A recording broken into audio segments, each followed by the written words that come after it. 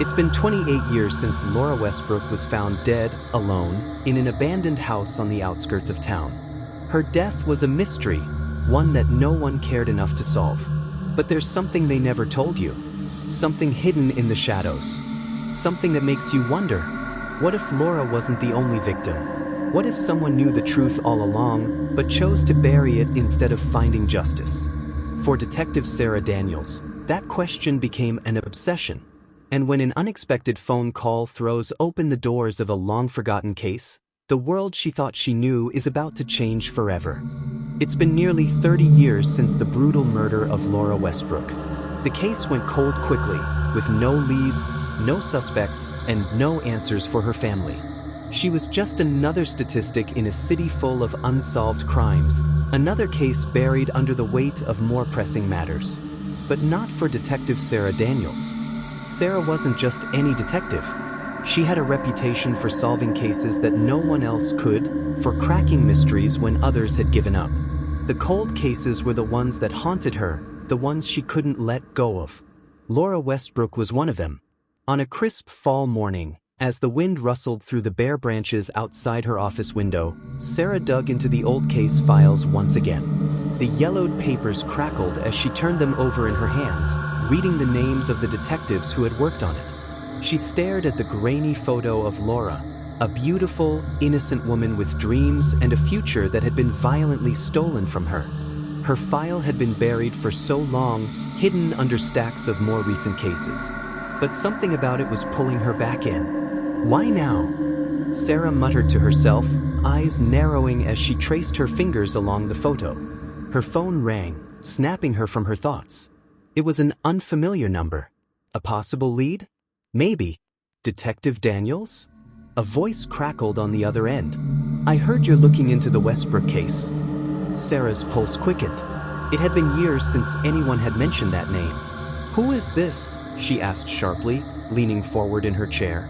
Someone who knows the truth, the voice replied, then hung up. The phone call left Sarah shaken. It wasn't the first time she'd received a tip on the Westbrook case, but this felt different. There was an urgency in the caller's voice, an intensity that made Sarah feel like she was finally on the brink of something big.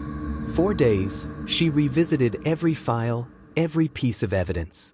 Laura Westbrook had been a college student at the time of her death, found in an abandoned house on the edge of town. Her life had been taken in a brutal, senseless way. No witnesses, no fingerprints, just a body. The police had interviewed everyone who might have had a reason to harm her. An ex-boyfriend, some shady acquaintances, a troubled roommate. But everyone had an alibi. The case went nowhere.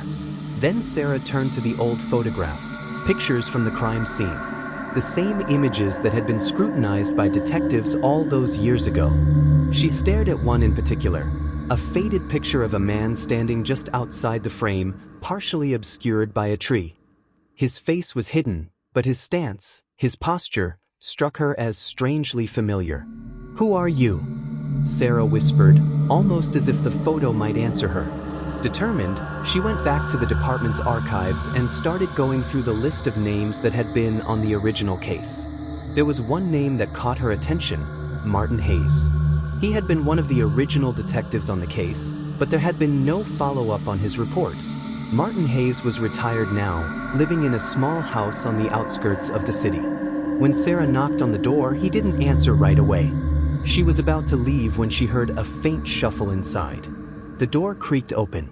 Detective Daniels, Hayes greeted her with a gruff voice, his face lined with years of regret and exhaustion. "Mr. Hayes, I'm investigating the Laura Westbrook case," Sarah said, keeping her tone neutral, but inside, she was eager for any scrap of information he might offer.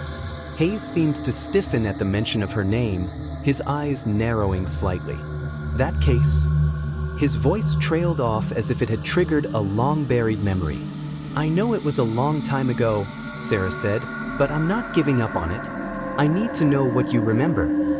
Hayes hesitated for a long moment before stepping aside and motioning for her to come in. The house smelled faintly of stale coffee, and the walls were lined with old photos of Hayes in his younger days, many of them from his time in law enforcement. "I remember everything about that case," Hayes said, his voice quieter now. Lois, she was someone who shouldn't have been in that neighborhood. I told the others to be careful, but they didn't listen. Be careful about what? Sarah asked, now leaning forward. Hayes paused as if the words were hard to come by. Finally, he spoke, his voice cracking slightly. There was something off about that whole area. Something I couldn't put my finger on. Laura wasn't the only one who went missing from there, you know. But her case was the only one that really stuck with me. He sat back in his chair, staring out the window. The problem is, there was no one to trust in that neighborhood. Not even the cops. We thought there were other people involved, but we couldn't prove it. There was one suspect, a local man, Timothy Fenton. But he always had an alibi. We never could pin anything on him. Where is he now? Sarah asked urgently. Hayes shook his head, as if the weight of the years was too much to bear.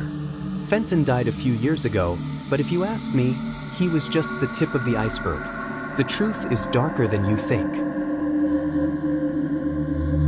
Don't forget to hit that like button and subscribe to this channel, so you never miss a story. The more Sarah dug, the more twisted the case became. There were whispers of corruption, cover-ups, and a network of people involved that no one dared to confront. Timothy Fenton wasn't the real killer, but he knew something.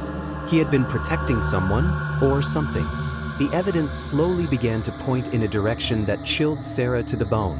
The Westbrook case wasn't just a random act of violence. It was a message that had been buried by those in power to keep their secrets safe. The deeper Sarah went, the more she uncovered about the city's corrupt political landscape, powerful men who had ties to the underworld, men who had been using the city's most vulnerable for their own gain. And Laura Westbrook had unknowingly stumbled into their world. She was never meant to survive. One name kept coming up in the background. Peter Graves, a wealthy real estate developer whose company had been involved in shady dealings with the city's corrupt politicians. But Graves was untouchable, too connected, too influential. That was until Sarah received a second call. I know what you're looking for, the voice on the other end of the line said. Meet me at the old warehouse on 12th Street. Alone. Sarah arrived at the warehouse, her heart pounding in her chest. She wasn't sure what she would find, but she had no choice. This could be the breakthrough she needed. The door creaked open, revealing a dimly lit room filled with crates and boxes. She stepped inside cautiously, her flashlight illuminating the shadows. Then she saw him, Peter Graves. He stood in the corner, his back to her, a silhouette against the low light. Graves, Sarah called out, her voice steady but full of emotion. I know what you did. It's over. Graves turned slowly, his cold brown eyes locking onto hers. Is it? He asked, his voice dripping with contempt. You think you can just undo everything? You think you can erase the past? You're not untouchable anymore, Sarah said, her voice gaining strength.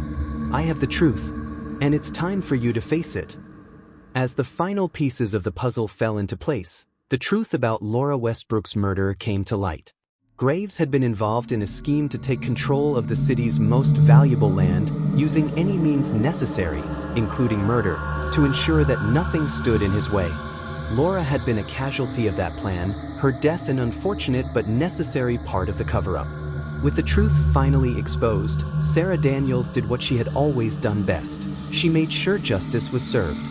But the scars of the case remained. For Sarah, it was more than just solving a crime. It was about the realization that no matter how much time had passed, some secrets could never stay buried forever. The Westbrook case was closed, but the city would never be the same.